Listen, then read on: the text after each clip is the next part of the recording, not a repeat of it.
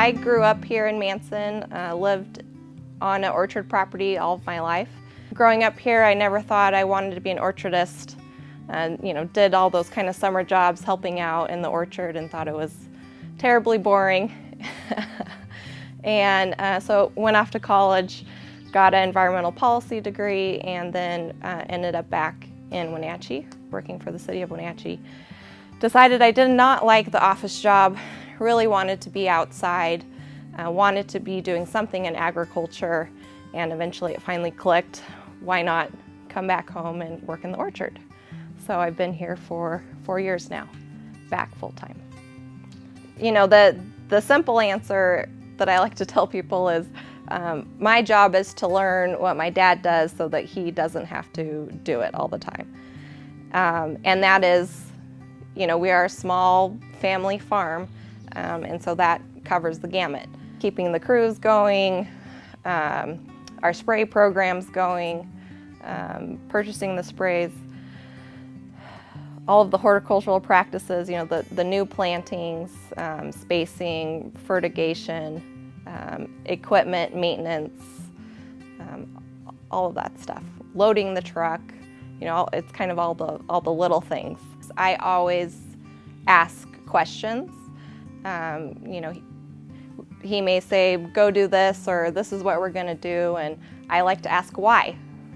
And sometimes the answer is, because we've always done it that way. Or sometimes it's, well, this is what's going on, and so then you have that better understanding, and you can use that going forward, because things change. And there's a lot of variabilities every year at any one point in time that go into that. So learning all of that background on why we're going to do something is, I think, extremely valuable. Yeah, I try to keep a daily journal of what we're doing, or when we've calibrated something, how we did that. So that will help me going forward. And I already use it frequently to look back, okay, what time did we do this last year? Or, oh, we figured out last year we wanted to put this many mating disruptions out, pheromones. And so rather than having to reinvent the wheel every year, I've got a quick, because it definitely does not all stay up in the head. Yeah. There's a lot. What made up my mind to come back to the farm? There was a lot of different factors that went in. One is I really love being outside. I don't mind being on the computer, and thankfully that's the case, because there is a bit of computer work, especially these days with orcharding. I loved growing up here in Manson and Lake Chelan, and I was a little saddened by what I see as a trend happening here in Lake Chelan, with a lot of the orchards getting pulled out and turned into 5-acre houses for second homes. And so, I kept thinking, well, how can this trend change?